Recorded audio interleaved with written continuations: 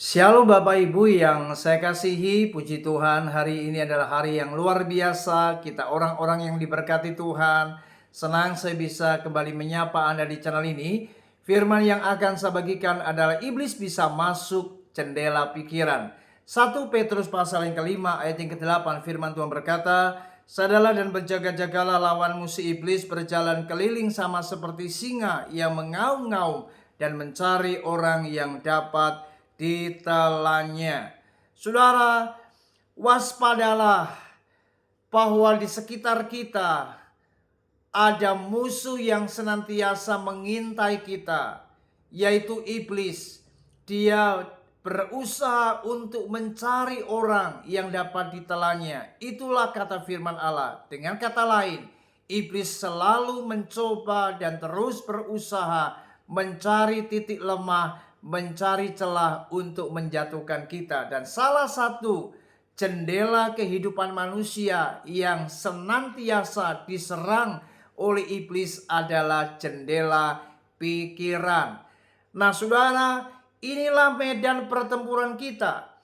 Pikiran kita harus kita isi dengan firman. Jangan pikiran kita isi dengan bacaan-bacaan majalah-majalah yang tidak membangun. Karena itu dapat menjadi celah bagaimana iblis masuk dan ia bisa menggoda, mempengaruhi, bahkan menguasai kita. Sehingga kita tahu orang-orang yang jatuh di dalam dosa ternyata dimulai dari apa yang namanya pikiran.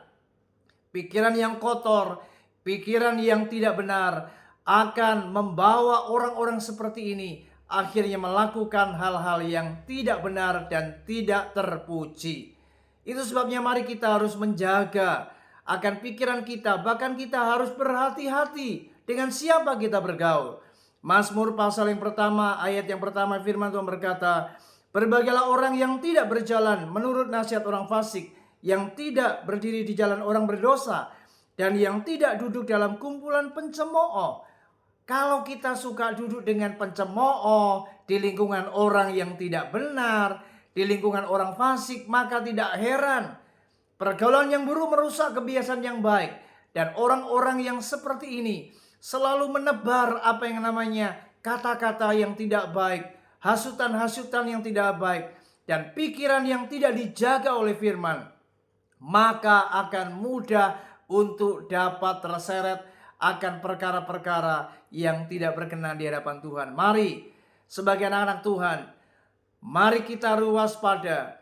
Iblis selalu mencari celah untuk menjatuhkan kita. Tapi orang-orang yang menjaga pikirannya dengan mengisi firman Tuhan, setiap hari baca dan tekun baca firman Tuhan, dan merenungkan firman itu siang dan malam, maka pikiran kita ini akan dapat terbentengi dari segala panah api si jahat. Mari jaga pikiran kita, karena itu adalah kunci untuk kita menang di dalam segala perkara. Tuhan Yesus memberkati. Shalom.